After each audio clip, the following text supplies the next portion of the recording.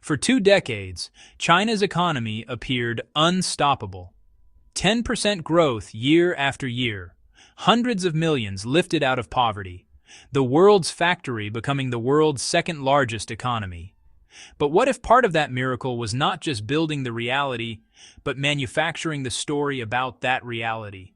This is the story of how China managed both its economy and the narrative around its economy from 2004 to 2024. Welcome to Manufacturing the Numbers. If you've ever had a boss who sets the target first, then grades the work later, you already understand the core of China's economic model. From the early 2000s onward, Beijing didn't just steer the economy, it steered the instruments that defined how the economy was seen. Think of a control panel with 5 connected instruments, 5-year plans with hard numerical targets. 8% growth, 10 million new urban jobs, specific steel, cement, and rail targets. Window guidance from the People's Bank of China. Informal but powerful directives to major state-owned banks about which sectors to lend to and which to starve. Statistical curation, smoothing reported figures, downplaying volatility, ensuring no surprises in headline GDP. Propaganda coordination, central media guidance on how to frame growth, slowdowns, or crises.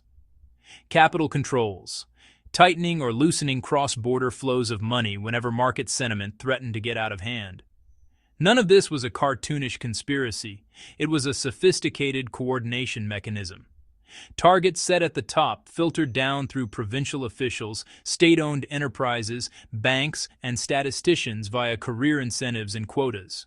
Hit the number, get promoted.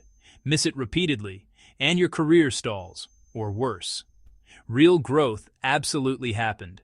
You don't build 45,000 kilometers of high-speed rail, dozens of new airports, hundreds of millions of square meters of housing with Photoshop. The question is subtler. When reality became noisy, volatile, uncomfortable, how did the numbers stay so smooth? And what happens when the instruments used to smooth volatility start to collide with each other?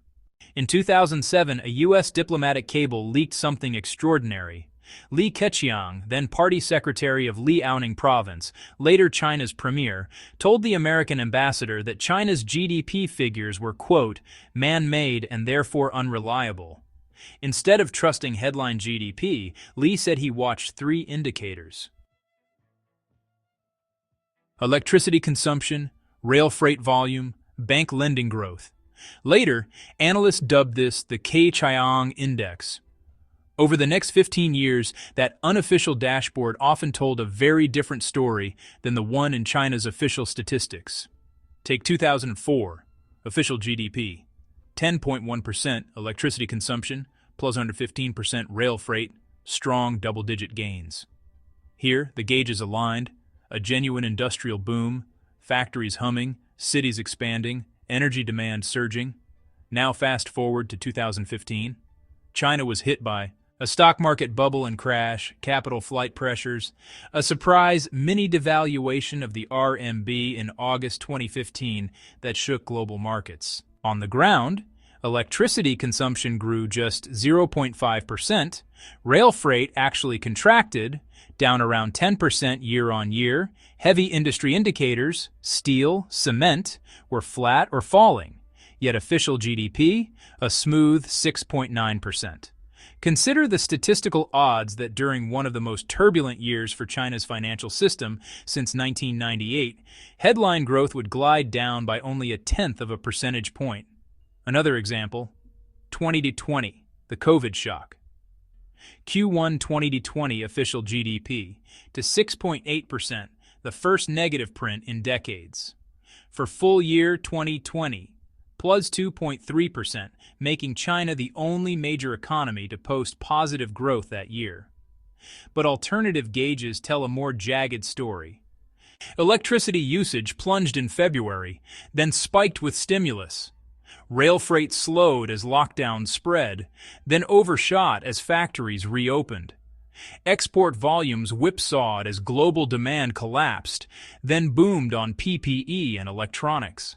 Yet the GDP line presented a calm, controlled narrative. This doesn't mean nothing in the GDP data is real. It means, whenever the real economy zigged and zagged, the official story often chose a smoother path. At the heart of China's growth model sat a mechanism that looked brilliant and unstoppable until it didn't: real estate. In 2004, a constitutional amendment declared lawful private property is inviolable. To many observers, this sounded like a historic embrace of Western-style ownership. But one word mattered more than the others: lawful. Land in China largely remained state-owned. Individuals and companies got long-term leases, typically 70 years, not freehold title. This legal structure enabled an enormous circular financing machine. Here's how it worked. Local governments controlled land supply. They sold land use rights to developers at high prices. Developers obtained pre-sale permits, allowing them to sell apartments years before completion. Households bought these pre-sale units, often paying 30–50% down, taking out mortgages on apartments that were still dirt and rebar. Banks happily financed this: mortgages to households, loans to developers, credit to local government financing vehicles, LGFVs, that borrowed against future land sales. Local governments grew addicted to this model. In many cities, land sales accounted for 40–70% of fiscal revenues. For roughly 15 years, this circular system turbocharged growth. Property and related sectors reached 25–30% of GDP. Household wealth became concentrated, around 70% of urban household assets tied to housing. LGFVs piled up an estimated 45–60 trillion yuan in off-balance sheet debt by the early 2020s. All of this worked as long as two things were true: prices mostly kept rising, and buyers believed unfinished projects would always be completed. In September 2021, the illusion cracked. Evergrande, once China's largest developer, with $300 billion in liabilities, defaulted. Its cash flows depended on constant pre-sales of new projects to fund old ones. When regulators tightened leverage through the three red lines policy, the wheel stopped turning. Construction slowed or halted on hundreds of projects. By 2022–2023, another giant, Country Garden, teetered on the edge, missing bond payments and struggling to finish over 300 developments. Ordinary home buyers suddenly faced a terrifying reality. They were paying mortgages on apartments that might never be delivered. In over 100 cities, buyers organized mortgage boycotts, refusing to pay until construction resumed. This is where the media-managed economy meets raw political risk. You can smooth a GDP line. You cannot easily smooth millions of families angry about paying for ghost apartments. The property machine that once drove growth now threatened to drag it down. To understand how China responded to later crises, we have to go back to 2008–2009. When Lehman Brothers collapsed in 2008, the world slid into financial crisis. China, by contrast, unveiled a headline 4 trillion yuan stimulus package, about 13% of GDP at the time. Global media marveled. While the U.S. struggled with bank bailouts and recession, China seemed to power ahead on a wave of infrastructure spending.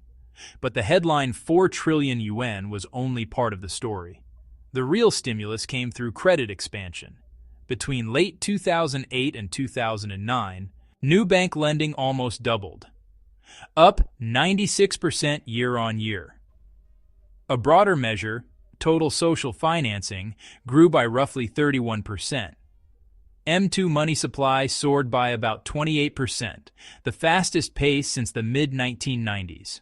Electricity consumption, rail freight, industrial production all showed wild swings.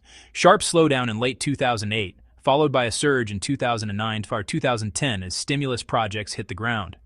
Yet official GDP growth numbers through this turbulence: 9.6% in 2008, 9.2% in 2009, 10.6% in 2010. The line barely wobbled. Behind the scenes, local governments and SOEs rushed to propose new railways, highways, steel mills, concrete plants. Many were productive, many were not. Empty ghost cities and underutilized airports were the visible artifacts. But 2009 established a powerful template used repeatedly in the next decade.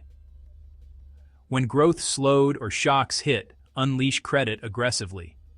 Channel that credit into infrastructure and property, where local officials could spend quickly. Use statistical smoothing to keep headline GDP within target bands. Wrap the whole episode in a triumphant narrative of China's unique model, outperforming Western chaos. The problem: each round of this playbook required more debt to achieve less growth. Diminishing returns set in as productive projects were exhausted, and marginal spending went into less useful assets. By the mid-2010s, you could see it in the numbers. The incremental capital output ratio, how much investment you need for 1 unit of growth, climbed from around 3.5 to 7.5 or higher. In simple terms, for each yuan of new investment, China was generating more than 80% less GDP than it used to. But the GDP line still looked respectable. Several specific episodes broke through the smooth narrative. Case Study 1. Liaoning, 2017. In early 2017, the northeastern province of Liaoning publicly admitted what many had long suspected. For years, local officials had inflated tax revenues and GDP by 20 to 30%. They did it to meet growth targets set from above. Other provinces quietly conducted statistical revisions, quietly marking down past growth. The message was clear. Even inside the system, there was recognition that some numbers were more aspirational than real. Case Study 2. Evergrande, 2021-2023. Evergrande was founded in 1996, rode the property boom to become one of China's largest developers, and by 2018 was included in the Fortune Global 500. It borrowed aggressively, sold apartments off-plan, and extended into theme parks, electric vehicles, even a professional soccer team. By 2020, Evergrande's total liabilities had swelled to over $300 billion. When regulators imposed 3 red-line rules on developer leverage, Evergrande could no longer roll its debts. In September 2021, it missed bond payments. By 2023, it had defaulted on multiple obligations, its founder had been detained, and thousands of projects were left unfinished. Here, the divergence between narrative and reality was unavoidable. Official statements spoke of orderly risk disposal. Drone footage showed hundreds of ghost concrete skeletons. Homebuyers on social media posted videos from half-built towers vowing not to pay. Case Study 3. Youth Unemployment, 2023. Throughout the 2010s, China emphasized innovation, upgrading the economy, more college degrees. By the early 2020s, that produced millions of new graduates entering a slowing job market. In June 2023, official youth unemployment hit 21.3%. Shortly after, the National Bureau of Statistics announced it would suspend publication of that series to improve methodology. Months went by with no youth jobless data. In December 2023, a new series was released, with changed definitions. Students still in school were now excluded from the labor force calculation. The new youth unemployment rate? A less alarming 14.9%. To many observers, this looked less like methodological improvement and more like definitional management. Case Study 4. Independent Growth Estimates 2023-2024. By 2023-2024, several independent research groups, including Rhodium Group, UCLA, Anderson Forecast, and Capital Economics, began publishing estimates suggesting China's actual GDP growth was closer to 2 to 3%, not the official 5% plus. They triangulated the Keqiang-style indicators, company earnings, trade data, satellite imagery, even nighttime light intensity. No single proxy is perfect, but the convergence of multiple methods consistently pointing well below the official line widened the credibility gap. When that gap narrows, media management is stabilizing. When it widens, media management becomes a liability. By the early 2020s, China faced constraints that no amount of narrative smoothing could erase.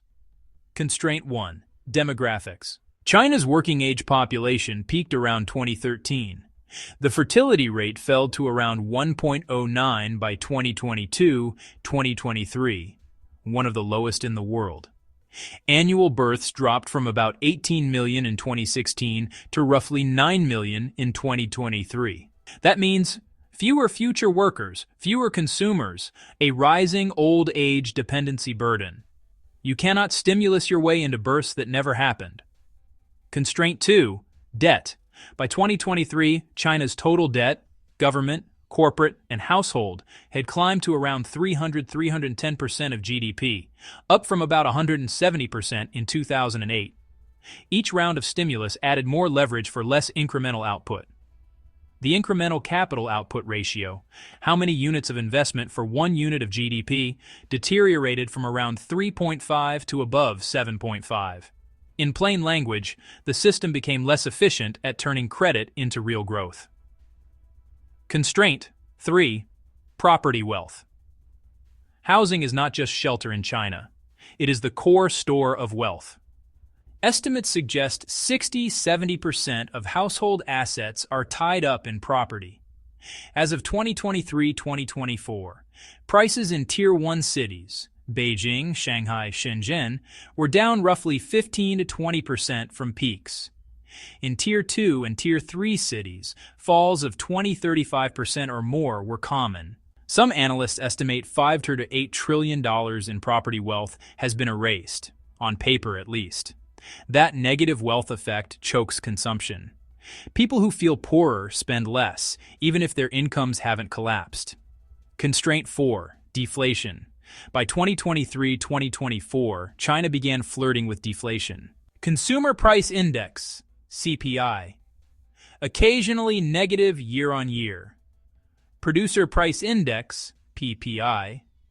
Negative for 18+ consecutive months. Economist Irving Fisher described the debt deflation spiral in the 1930s. As prices fall, the real burden of debt rises. Debtors cut spending to service loans.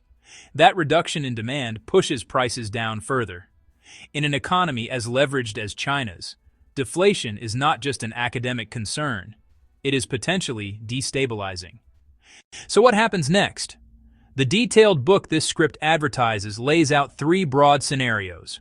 Scenario 1, hard landing, 20–30% probability. Growth slows sharply to 2–3% or less.